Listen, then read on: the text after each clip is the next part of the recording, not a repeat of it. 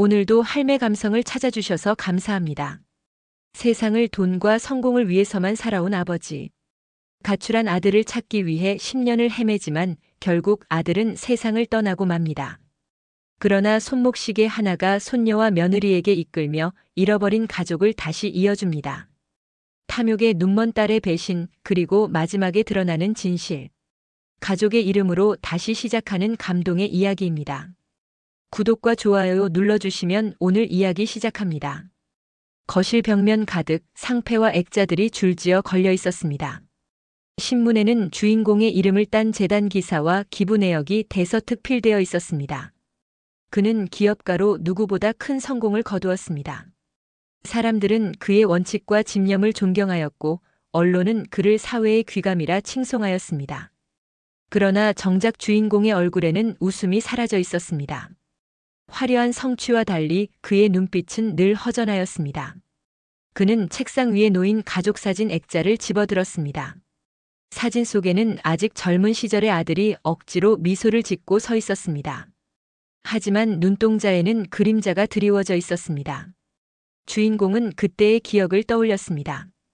이 정도 성적으로는 아무것도 못한다. 네가 내 아들이라면 정신을 차려야 한다. 주인공은 책상 앞에 앉은 아들에게 차갑게 말하였습니다. 그의 손에는 생일날 건네주었던 낡은 시계가 채워져 있었습니다. 아들은 아무 말도 하지 못하고 고개만 숙였습니다. 그 침묵은 항변이 아닌 체념이었지만 주인공은 그것조차 불만으로 받아들였습니다. 그는 칭찬을 아끼고 지적을 늘어놓는 것이 아들을 강하게 만드는 길이라 믿고 있었습니다. 그러나 그 믿음은 이미 아들의 마음을 서서히 멀어지게 하고 있었습니다. 세월이 흘러 아들이 성인이 되었을 때 아들은 결국 집을 떠났습니다.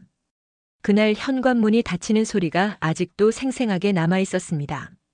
주인공은 붙잡을 수 있었지만 끝내 등을 돌리고 말았습니다. 그 후 10년 동안 주인공은 전국을 수소문하며 아들을 찾아다녔습니다. 지방의 공사장, 허름한 하숙집, 이름 모를 식당까지. 그는 사진을 내밀며 사람들에게 묻고 다녔습니다. 혹시 이 사람을 보신 적 있습니까? 그러나 돌아오는 대답은 언제나 고개 젓는 손짓뿐이었습니다. 수첩에는 수많은 주소와 연락처가 적혔지만 어느 것도 아들에게 닿지 못하였습니다. 지금 그의 서재는 여전히 화려하였습니다. 수많은 상패와 증서들이 벽을 메우고 있었지만 그 사이에 아들의 자리는 비어 있었습니다. 주인공은 액자를 꼭 끌어안았습니다. 사진 속 아들은 여전히 억지 미소를 짓고 있었지만 눈빛만큼은 멀리 떠나 있었습니다. 내가 그날 왜 너를 잡지 않았을까? 주인공은 낮게 속삭이며 고개를 떨구었습니다. 그 순간 참아왔던 눈물이 흘러내렸습니다. 그는 액자를 끌어안은 채 강자가 아닌 무너진 노인의 모습으로 오열하였습니다. 서재를 가득 메운 상패와 기사들은 그의 울음소리를 덮어주지 못하였습니다. 성공의 증거들 그 어디 사이에서도 성공한 아버지라는 단 하나의 증표는 존재하지 않았습니다. 10년 전 어느 날 식탁 위에는 성적표와 문제집이 흩어져 있었고 주인공은 팔짱을 낀 채 그 앞에 앉아 있었습니다. 맞은편의 아들은 고개를 숙인 채 미동도 하지 않았습니다. 방 안에는 시계 초침 소리만이 단조롭게 울렸습니다.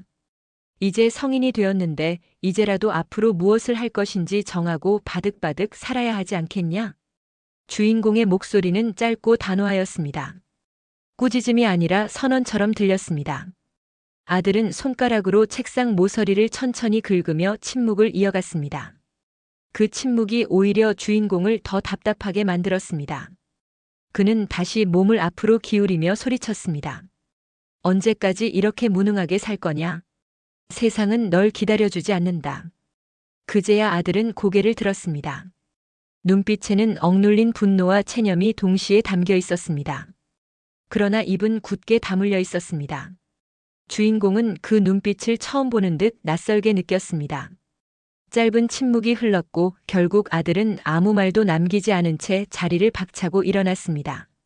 며칠 뒤 아들은 작은 가방 하나를 짊어지고 현관에 섰습니다. 그날 아침 주인공은 거실에 앉아 신문을 펼쳐 들고 있었습니다. 활자들은 눈에 들어오지 않았고 문 앞에서 느껴지는 기척에 마음이 요동쳤습니다. 아들은 손잡이를 잡고 한동안 멈춰 서더니 낮은 목소리로 말했습니다. 아버지, 이제 이 집에서는 더 이상 숨을 쉴 수가 없습니다. 떠나겠습니다. 주인공은 신문을 내려놓을 수도 있었고 아들을 불러 세울 수도 있었습니다. 그러나 그의 입술은 굳게 닫혀 있었습니다. 잠시 머뭇거리다 끝내 고개조차 들지 않고 말하였습니다. 내가 선택한 길이라면 마음대로 해라. 짧은 대답은 날카로운 칼날처럼 뻗어나갔습니다. 아들은 그 순간 마지막 기대가 꺼져가는 것을 느꼈습니다. 그는 다시 돌아보지 않고 문을 열고 나갔습니다.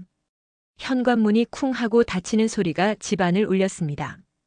그 소리는 단순한 문이 닫히는 소리가 아니었습니다. 아버지와 아들의 인연이 끊어지는 소리였습니다. 주인공은 손에 쥔 신문을 천천히 내려놓으며 한참 동안 정적에 귀를 기울였습니다. 그러나 곧 아무 일도 없었다는 듯 의자에 등을 기댔습니다. 얼굴은 무표정했지만 가슴 깊은 곳에서는 뜨거운 통증이 요동치고 있었습니다.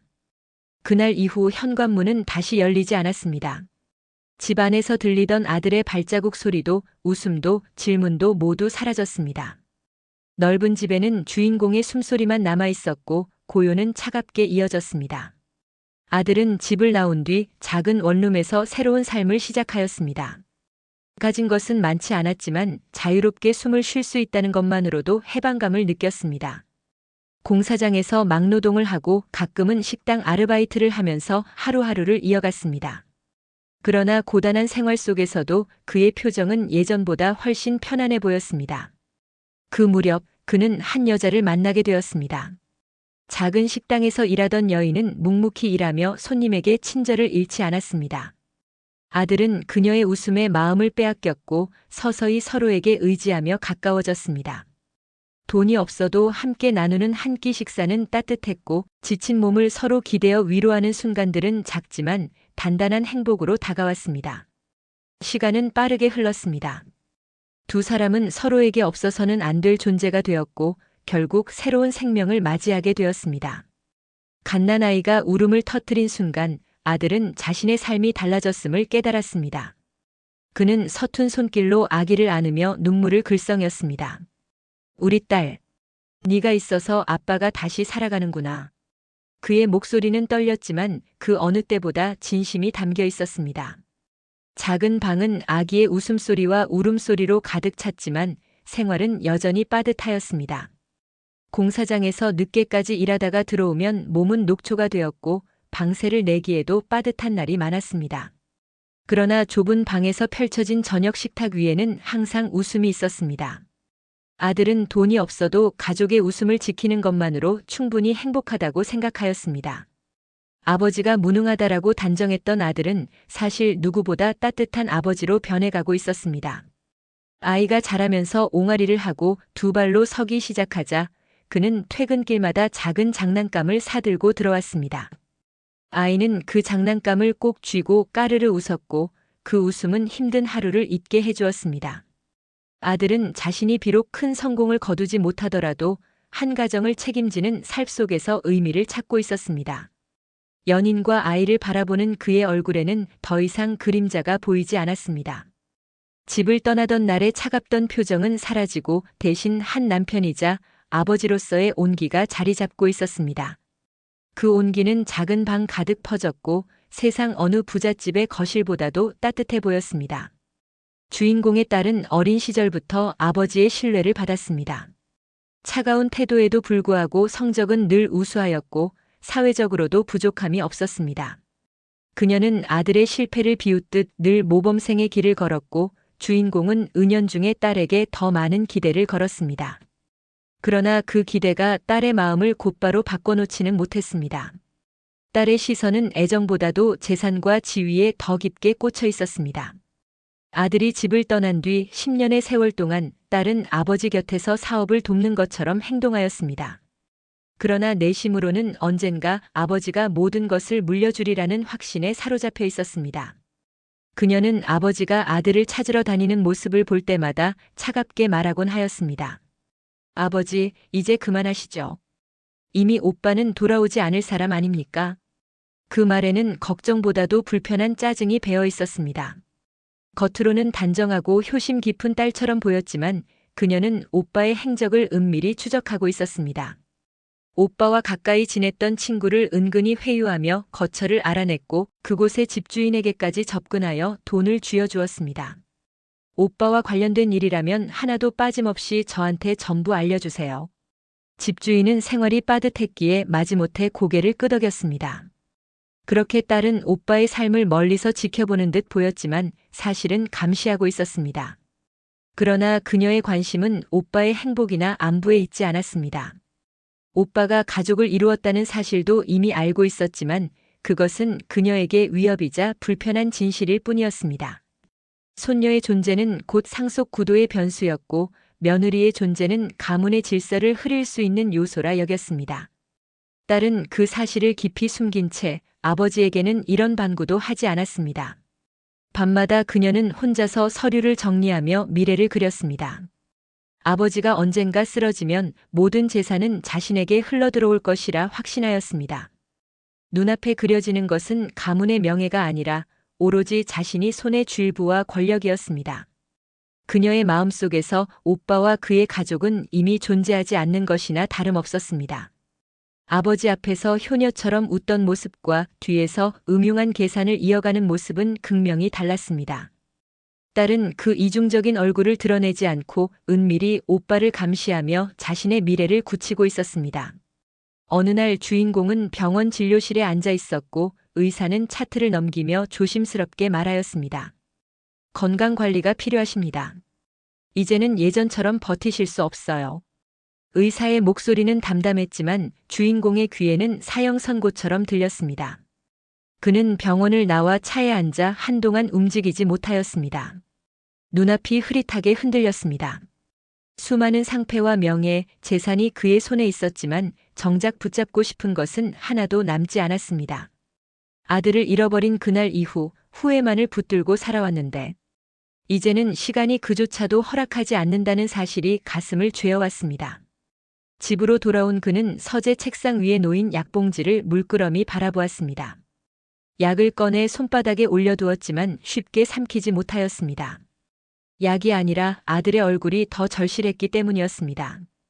그는 눈을 감고 깊은 숨을 들이마셨습니다. 머릿속에는 아들이 집을 떠나던 날 문을 닫던 소리만이 끊임없이 메아리쳤습니다. 시간이 이제는 많지 않구나. 그는 낮게 중얼거렸습니다. 말끝이 떨렸습니다. 딸은 그런 아버지를 보며 겉으로는 걱정스러운 얼굴을 하였지만 속마음은 달랐습니다. 오히려 이 기회를 통해 상속이 더 빨리 자신에게 돌아올 수 있다고 생각했습니다. 그날 밤 주인공은 찻잔을 내려놓고 낡은 수첩을 펼쳤습니다. 수많은 주소와 이름들이 빼곡히 적혀 있었고 그중 절반 이상은 이미 지워져 있었습니다. 그러나 그는 다시 연필을 집어들어 메모를 덧붙였습니다. 시간이 얼마 남지 않았다는 사실은 그에게 더 큰 결심을 안겨주었습니다. 살아있는 동안 하루라도 빨리 반드시 아들을 찾아야 한다는 다짐이었습니다. 한여름 햇볕이 이글거리던 날 아들은 공사장에서 철근을 옮기고 있었습니다. 땀에 젖은 작업복은 군데군데 찢겨 있었고 손바닥에는 굳은 살이 두껍게 박혀 있었습니다. 옆에서 기계를 돌리던 동료가 외쳤습니다. 조심해, 저쪽 크레인 흔들린다. 아들은 잠시 고개를 들었습니다. 머리 위에서 철제 구조물이 삐걱거리며 흔들리고 있었습니다. 바람이 불어오자 녹슨 체인이 덜컥거렸고 순간적으로 한쪽 고리가 풀리듯 흔들렸습니다. 그는 본능적으로 옆에 있던 젊은 인부를 밀쳐냈습니다. 그 다음 순간 굉음이 터졌습니다. 철근 다발이 바닥으로 떨어지며 콘크리트 바닥이 갈라졌고 먼지가 자욱하게 일었습니다. 아들은 피할 틈도 없이 철근 더미 아래에 파묻혔습니다. 사람들의 비명이 공사장을 뒤덮었습니다. 사람이 깔렸다. 빨리 들어. 동료들이 달려와 철근을 들어 올렸지만 이미 늦었습니다. 헬멧은 산산이 부서져 있었고 피가 콘크리트 바닥 위로 스며들어 흘렀습니다. 아들의 눈은 희미하게 떨리다가 서서히 감겼습니다. 누군가 다급하게 구급차를 불렀지만 숨결은 점점 옅어졌습니다. 몇 시간 뒤 싸늘한 시신은 흰 천에 덮여 이송되었습니다. 공사장은 순식간에 정적에 휩싸였고 작업자들은 서로의 눈을 마주치지 못한 채 땅만 바라보았습니다. 소식을 접한 집주인 아줌마는 핸드폰을 쥔 채 서둘러 전화를 걸었습니다. 그분이 오늘 사고로 세상을 떠났습니다. 그녀가 전화를 건 상대는 주인공이 아니라 바로 주인공의 딸이었습니다. 딸은 전화를 받은 뒤 한참 동안 아무 말도 하지 않았습니다. 그러나 눈빛은 조금도 흔들리지 않았으며 오히려 입술 끝에 굳은 선이 그려졌습니다. 그는 아버지에게 이 사실을 전하지 않았고 오빠의 장례식장에도 모습을 드러내지 않았습니다. 그날 밤 허름한 장례식장 한쪽에는 여인과 어린 소녀가 자리를 지키고 있었습니다. 하얀 국화꽃 향기가 싸늘하게 퍼져 있었고 소녀는 아버지 영정 앞에서 멍하니 서 있었습니다. 소녀의 눈에는 상황을 다 알지 못하는 순수한 공허함이 담겨 있었습니다. 여인은 소녀를 끌어안고 끝내 흐느꼈습니다. 그러나 주인공은 그 자리에 없었습니다. 그는 단 한마디의 연락조차 받지 못한 채 여전히 서재에서 낡은 수첩만 붙들며 이번에는 어디 가서 아들을 찾을까 고민하고 있었습니다. 초여름 바닷바람이 세차게 불어오고 바닷가 모래사장에는 파도가 부서질 때마다 흰 거품이 밀려왔다 사라졌습니다. 작은 소녀는 바닷가에 홀로 서 있었습니다. 발목까지 젖은 운동화가 모래에 푹 빠졌고 바닷바람에 머리칼이 흩날렸습니다. 소녀의 눈은 바다 저편을 향하고 있었습니다. 이곳은 아빠가 생전에 자주 데려오던 곳이었습니다. 아빠, 또 올 거지? 하고 물으면 그는 늘 웃으며 고개를 끄덕여주곤 했습니다. 그러나 이제는 대답이 없는 물음이었습니다. 그날 우연히 주인공 역시 바닷가를 찾고 있었습니다. 그는 병원 진단 이후 마음을 다잡지 못한 채 마음을 달래기 위해 이곳을 찾아온 것이었습니다. 바닷바람이 얼굴을 스치자 오래전 아들과 함께 왔던 기억이 떠올랐습니다. 모래 위를 천천히 걷던 그는 문득 작은 아이 하나가 서 있는 모습을 발견하였습니다.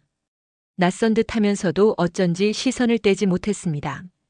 소녀는 손에 작은 조개 껍질을 쥐고 바닷물에 던지기를 반복하고 있었습니다. 파도에 휩쓸려 돌아오는 조개를 주워들며 중얼거렸습니다. 아빠가 좋아했던 거야. 아이의 목소리는 바람에 섞여 희미했지만 주인공의 귀에는 선명하게 들렸습니다. 그 순간 그의 시선이 아이의 손목에 머물렀습니다. 낡은 금속줄이 달린 손목 시계가 바닷빛에 반사되어 반짝였습니다. 주인공은 순간 숨이 막히는 듯 가슴을 움켜쥐었습니다. 그것은 분명히 자신이 젊은 시절 아들에게 생일 선물로 건네주었던 시계였습니다. 문득 떠오른 기억이 그를 덮쳤습니다. 케이크 앞에서 시계를 채워주며 시간은 너의 삶을 바꾸는 열쇠다라고 말했던 순간 아들의 손목에서 보았던 그 시계가 지금은 낯선 소녀의 손목에서 살아 움직이고 있었습니다. 저 아이는 누구지? 그는 자신도 모르게 낮게 중얼거렸지만 바닷바람이 그 말을 바다로 흩어냈습니다. 주인공은 눈을 떼지 못한 채 아이의 곁으로 천천히 다가갔습니다. 소녀는 그를 보지 못한 채 모래성을 쌓고 있었습니다. 손목 시계는 햇빛을 받아 더 뚜렷하게 빛났고 그 시계를 바라보는 주인공의 눈은 점점 힘이 들어가고 있었습니다. 그 순간 소녀가 뒤돌아보며 주인공과 시선을 마주쳤습니다. 아이의 눈동자에는 아버지와 닮은 빛이 선명하게 담겨 있었습니다. 주인공의 발걸음이 멈추었고 눈가가 떨렸습니다. 세상에서 가장 보고 싶던 얼굴이 낯선 아이의 표정 속에 겹쳐지고 있었습니다. 바닷바람이 잠시 잦아든 순간 주인공은 아이의 손목에서 눈을 떼지 못하였습니다. 낡고 다른 금속줄, 유리에 새겨진 흠집까지 모든 것이 기억 속 물건과 닮아 있었습니다. 주인공은 깊게 숨을 들이마시며 조심스럽게 물었습니다. 혹시 그 시계 뒷면에 이렇게 새겨져 있습니까? 사랑하는 아들에게 10번째 생일에. 그 순간 여인의 눈동자가 크게 흔들렸습니다. 낯선 노인이 너무도 정확한 문구를 말하자 놀람과 경계가 동시에 그녀의 얼굴에 스쳤습니다. 그녀는 아이에게 다가가 조용히 말했습니다. 얘야, 잠깐만. 시계 좀 보여줄래? 아이는 고개를 끄덕이며 작은 손으로 시계를 풀어 엄마에게 건넸습니다. 여인은 뒷면을 돌려보았습니다. 거기에 정말로 흐릿하게 각인된 글귀가 남아 있었습니다. 순간 그녀의 입술이 파르르 떨렸습니다. 정말로 글자가 새겨져 있네요. 목소리는 거의 속삭임에 가까웠습니다. 주인공은 그 모습을 보며 모래 위에 천천히 무릎을 꿇었습니다. 그의 눈가가 젖어들었고 손끝은 여전히 떨리고 있었습니다. 그러나 그도 섣불리 단정하지 못했습니다. 시계 하나로 운명을 말할 수는 없었기 때문입니다. 여인은 시계를 꼭 쥔 채 한참을 서 있었습니다. 이 모든 상황이 믿기지 않았습니다. 남편의 장례식을 치른 지 며칠 되지 않아 그가 늘 말하던 고향 바닷가를 찾아왔는데 그곳에서 이렇게 낯선 노인을 마주하게 될 줄은 꿈에도 몰랐습니다. 어떻게 이런 일이 있을 수 있죠? 남편이 말하던 고향에 왔을 뿐인데 그 아버지를 여기서 만나다니. 그녀의 목소리는 점점 떨리더니 끝내 무너져 내렸습니다. 그동안 홀로 아이를 키우며 감당해야 했던 서러움과 장례식장에서 외로이 아이의 손을 붙잡고 버텨야 했던 기억이 한꺼번에 밀려왔습니다. 그녀는 시계를 끌어안은 채 주저앉아 흐느꼈습니다. 아이도 당황한 듯 엄마 곁에 바짝 붙더니 낯선 노인을 바라보았습니다. 할아버지, 엄마가 왜 이렇게 우시는 거예요? 아이의 순진한 질문에 주인공의 눈물은 더욱 터져 나왔습니다. 그는 아이 곁에 다가가 조심스럽게 속삭였습니다. 얘야, 내가 모르는 이야기들이 아직 많단다. 하지만 한 가지는 분명하다. 내가 이 세상에 있어줘서 내가 지금 이렇게 숨을 쉴 수 있다. 여인은 눈물을 쏟아내며 시선을 피하지 못했습니다. 그 순간 주인공과 여인 그리고 아이 사이에 알 수 없는 끈이 이어지고 있음을 모두가 느꼈습니다. 그러나 그 누구도 아직은 단정할 수 없었습니다. 남편이자 아들이 정말로 한 사람을 가리키는지 그것은 앞으로 확인해야 할 몫이었습니다. 며칠 후 주인공은 여인과 아이와 함께 도심의 종합병원을 찾았습니다. 병원 로비에는 소독약 냄새와 함께 사람들의 발걸음 소리가 가득했고 하얀 벽에 붙은 안내 표지판들이 복잡하게 얽혀 있었습니다. 접수 창구에서 안내를 받은 뒤 그들은 조용히 유전자 검사실 앞으로 향했습니다. 기다리는 동안 주인공의 손은 끊임없이 무릎 위에서 떨렸습니다. 여인은 아이를 옆에 안치고 있었지만 그녀 역시 긴장으로 손가락을 꼬집듯 붙잡고 있었습니다. 의사가 흰 가운을 입고 들어와 차트를 확인했습니다. 잠시만요. 간단한 혈액 검사를 진행하겠습니다. 아이와 보호자분 차례대로 체열을 하시면 됩니다. 먼저 아이가 작은 의자에 앉았습니다. 간호사가 소독솜으로 팔을 닦자 아이는 겁에 질린 눈으로 엄마를 올려다보았습니다. 여인은 아이의 손을 꼭 잡으며 말했습니다. 괜찮아. 조금 따끔할 뿐이야. 주사 바늘이 들어가자 아이는 눈을 질끈 감았지만 울음을 참아냈습니다. 주인공은 그 모습을 보며 눈가가 붉어졌습니다. 이윽고 주인공 차례가 되었습니다. 그는 셔츠 소매를 걷어 올리고 팔을 내밀었습니다. 바늘이 피부에 스며드는 순간 그는 눈을 감으며 속으로 중얼거렸습니다. 아들아, 이제는 너의 흔적을 반드시 찾아내겠다. 검사는 금세 끝났지만 기다림은 길었습니다. 그들은 병원 복도 벤치에 나란히 앉아 있었습니다. 아이는 다리에 매달린 스티커 밴드를 만지작거렸고 여인은 말없이 창밖을 바라보았습니다. 주인공은 두 사람을 번갈아 보며 가슴이 벅차오르는 것을 억누르려 애썼습니다. 며칠 뒤 다시 병원을 찾았습니다. 담당 의사가 서류 봉투를 들고 나타났습니다. 순간 세 사람의 시선이 동시에 봉투에 꽂혔습니다. 주인공은 손끝이 떨려 봉투를 바로 열지 못했습니다. 대신 의사가 직접 결과를 설명했습니다. 검사 결과 아이와 선생님은 가족 관계가 확인되었습니다. 순간 여인은 두 손으로 얼굴을 가리고 울음을 터뜨렸습니다. 지금까지 억눌렀던 서러움과 외로움이 한꺼번에 쏟아져 나왔습니다. 아이는 어리둥절한 표정으로 엄마를 바라보다가 곧 주인공의 손을 꼭 잡았습니다. 할아버지, 엄마 왜 이렇게 우시는 거예요? 저도 같이 울고 싶잖아요. 주인공은 그 말에 결국 눈물을 참지 못했습니다. 그는 아이를 안아올리며 흐느꼈습니다. 그래, 네가 내 손녀구나. 내가 평생 찾던 내 아들의 흔적이 바로 너였구나. 흰 벽과 소독약 냄새로 가득한 병원 안에서 세 사람은 처음으로 가족이라는 이름을 되찾고 있었습니다. 병원을 나와 세 사람은 근처 카페에 자리를 잡았습니다. 창가에 앉자 오후 햇살이 유리창을 타고 들어왔고 테이블 위에는 물잔과 검사 결과지가 그대로 놓여 있었습니다. 주인공은 여전히 서류에서 눈을 떼지 못한 채 앉아 있었고 아이는 옆자리에서 종이컵에 빨대를 꽂아 음료를 마시고 있었습니다. 여인은 잠시 숨을 고른 뒤 입을 열었습니다. 사실 오늘 같은 날이 올 거라고는 생각도 못했습니다. 저희는 늘 남편 혼자 세상과 싸운다는 기분으로 살았거든요. 주인공의 손끝이 서류 위에서 멈췄습니다. 그는 떨리는 시선으로 여인을 바라보았습니다. 여인은 천천히 이어갔습니다. 그 사람은 가진 게 많지 않았습니다. 늘 공사장에서 먼지투성이로 일하고 손에 피멍이 들도록 막노동을 했죠. 그래도 저희 앞에서는 힘들다는 말을 한 번도 하지 않았습니다. 아이가 아빠 품에 안기면 세상에서 제일 행복한 사람처럼 웃었습니다. 그녀의 눈가에 눈물이 맺혔습니다. 그 사람은 가끔 아버지 이야기를 했습니다. 아버지가 엄하셨다고, 늘 기대에 미치지 못한다고. 하지만 이상하게도 그 말을 할 때마다 미움보다는 그리움이 더 커 보였습니다. 언젠가는 아버지가 날 인정해 줄 거야. 그렇게 말하면서 스스로를 다잡곤 했습니다. 주인공의 시야가 흐려졌습니다. 그의 귀에는 아들의 목소리가 메아리처럼 겹쳐 들려오는 듯 했습니다. 언젠가는 아버지가 날 인정해 줄 거야. 그 한마디가 가슴을 파고들었습니다. 그는 주먹을 움켜쥔 채 고개를 떨구었습니다. 여인은 잠시 말을 멈추었다가 끝내 흐느꼈습니다. 그 사람의 장례식에는 저와 아이밖에 없었습니다. 아무도 가족이라고 부를 만한 사람이 오지 않았습니다.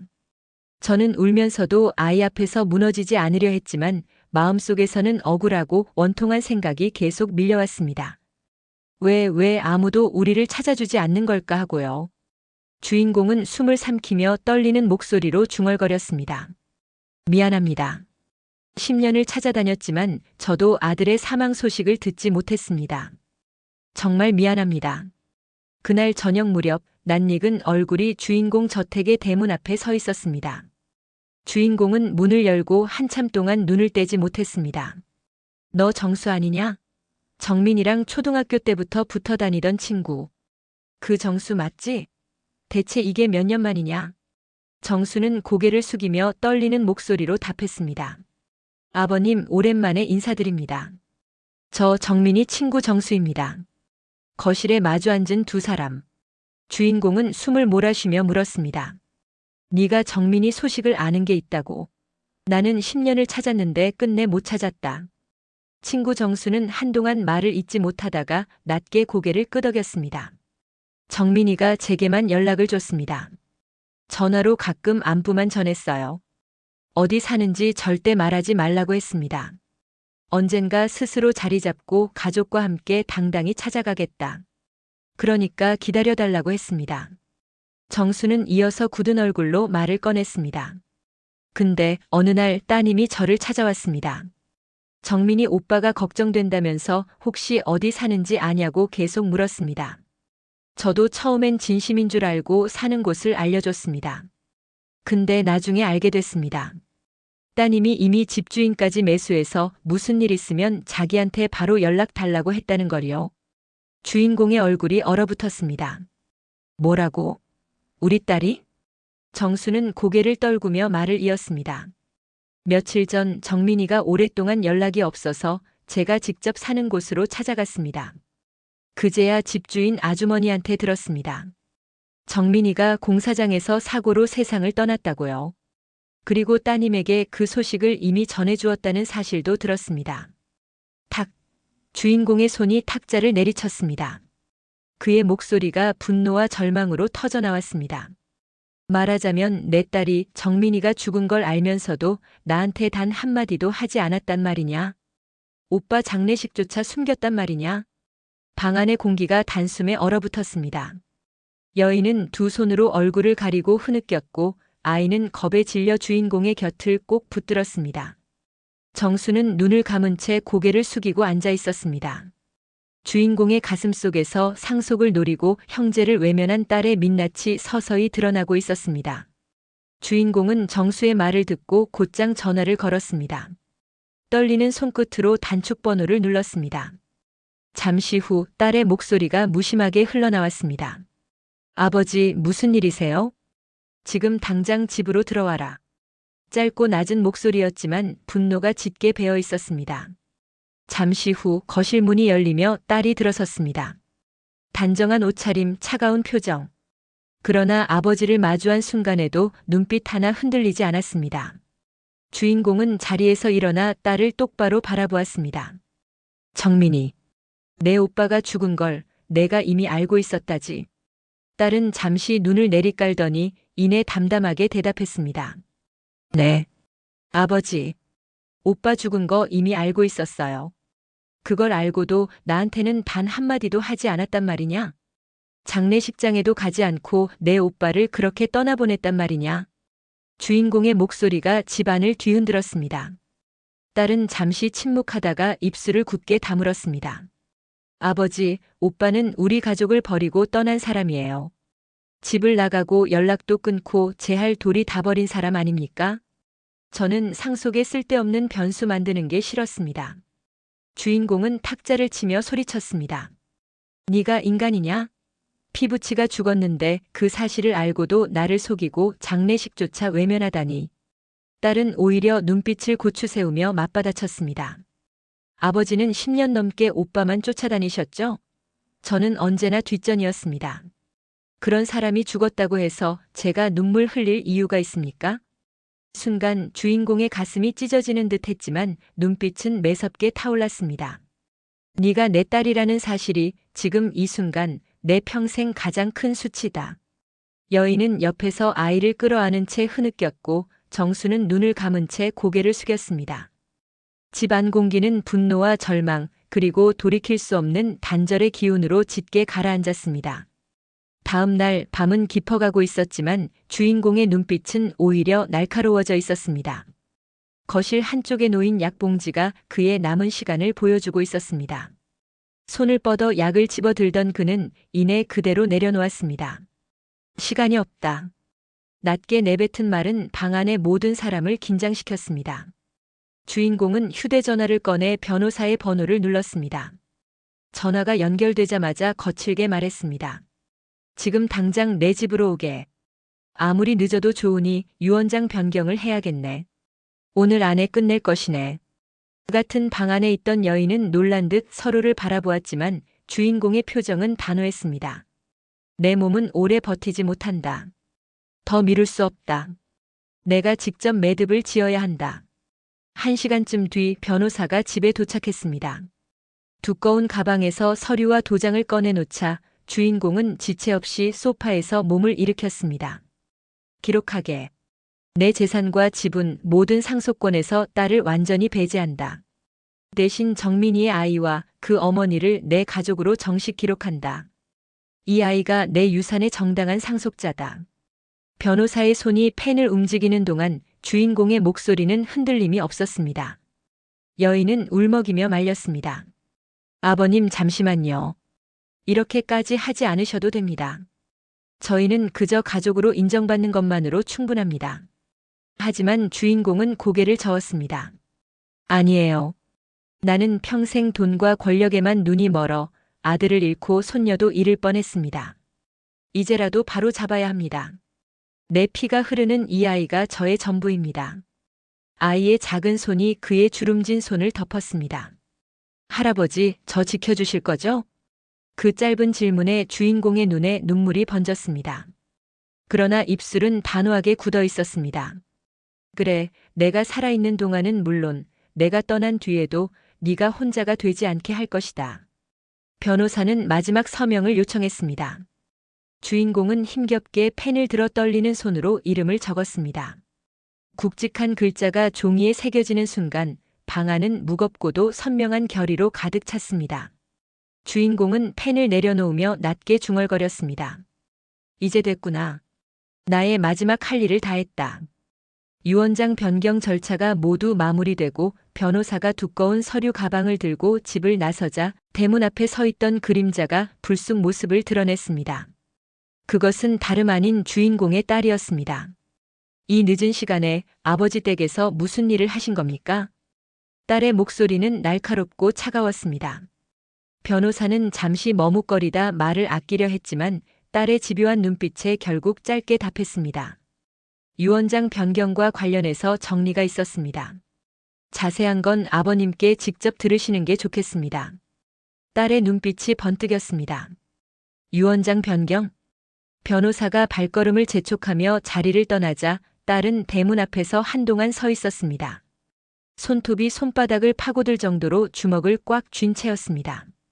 아니, 지금 혹시 나를 상속에서 빼겠다는 건가? 겨우 생판 모르는 그 아이와 여자를 위해서? 스스로 중얼거린 목소리는 분노로 떨리고 있었습니다. 딸은 차로 돌아와 시동을 걸었습니다. 창문에 비친 자신의 얼굴은 일그러져 있었습니다. 좋아. 아버지, 끝까지 가보자는 거군요.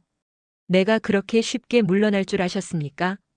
차 안의 어둠 속에서 딸은 휴대전화를 꺼내 무언가를 검색하기 시작했습니다. 변호사의 이름, 법률사무소, 그리고 상속 무효 소송 사례들. 눈빛은 차갑게 가라앉아 있었고 입술은 얇게 다물려 있었습니다. 돈과 권력은 내가 물려받아야 해. 그게 내 권리야. 아무도 뺏어갈 수 없어. 깊은 밤거리를 달리는 차량의 전조등 불빛이 도로를 가르며 멀어져 갔습니다. 그 불빛 속에서 곧 다가올 새로운 싸움의 기운이 서서히 고개를 들고 있었습니다. 거실 불빛만이 깜빡이는 늦은 밤, 주인공은 소파에 앉아 약을 정리하고 있었습니다. 약통을 손에 쥔 채 한숨을 내쉴 때 문이 거칠게 열리며 딸이 들어섰습니다. 아버지, 변호사한테 들었습니다. 유언장을 바꾸셨다면서요? 목소리는 억눌린 분노로 떨리고 있었습니다. 주인공은 고개를 들어 딸을 바라봤습니다. 눈빛은 더 이상 흔들림이 없었습니다. 그래. 바꿨다. 너를 상속에서 완전히 배제했다. 정민이 아이와 그 어머니가 모든 유산을 넘겨받는다. 딸은 얼굴이 새파랗게 질리더니 곧 붉게 달아올랐습니다. 아버지, 제정신이세요? 저는 아버지의 유일한 딸입니다. 제가 이 집안의 모든 걸 이어받는 게 당연하잖아요. 그런데 이제 와서 어디서 불쑥 나타난 여자와 아이에게 모든 걸 넘기겠다니 말도 안 됩니다. 주인공은 탁자를 짚으며 몸을 일으켰습니다. 네가 모든 걸 이어받는 게 당연하다고. 그래서 네 오빠가 죽어도 모른 척 했느냐? 네가 알고도 나를 속였다는 사실을 절대 용서할 수 없다. 딸은 이를 악물며 맞받아쳤습니다. 그래요, 맞아요. 오빠는 실패자였어요. 집 나간 순간부터 우리 가족은 아니었습니다. 저는 현실을 본 겁니다. 그런데 왜 제가 죄인처럼 몰려야 합니까? 주인공의 눈빛이 불길처럼 타올랐습니다. 내가 내 딸이라는 게 너무나도 부끄럽구나. 더는 내 눈앞에서 가족을 입에 올리지 마라. 순간 딸의 눈빛이 싸늘하게 식었습니다. 그녀는 한 발 다가와 낮게 속삭였습니다. 아버지, 그렇게 나오신다면 저도 가만히 있지 않을 겁니다. 법정이든 뭐든 제가 끝까지 가져갈 겁니다. 두고 보세요. 딸은 날카롭게 힐끗 쏘아보더니 그대로 문을 박차고 나갔습니다. 남은 공간엔 약 냄새와 주인공의 거친 숨소리만 가득했습니다. 도심 한복판의 로펌 사무실. 고급스러운 응접실 의자에 앉은 딸의 눈빛은 날카로웠습니다.